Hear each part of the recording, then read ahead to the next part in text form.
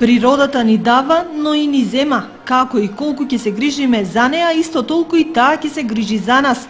Но и респектот кон неа се учи од најмали нозе. Училиштата се тие кои први треба да го наметнат еколошкото однесување кај децата.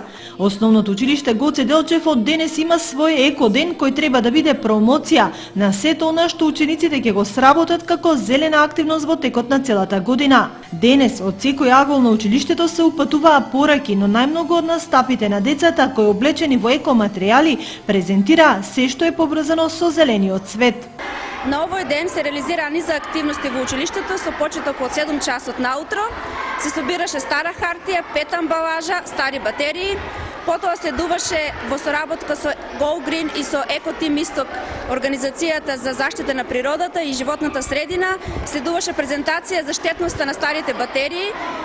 Собирање на стари батерии практикуваме во училиштето од минатата учебна година, продолжуваме и сега.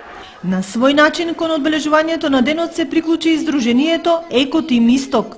И организиравме една интересна акција за реупотреба на стари отпадни буриња. Така да 2 веќе се поставени во училишниот двор, 2 спремивме за во подрачното училиште во село Истибања и 2 спремивме за во дворот на Мак Прогрес, компанијата која што ни излезе во пресрце од тоа што ги донираше овие отпадни буриња.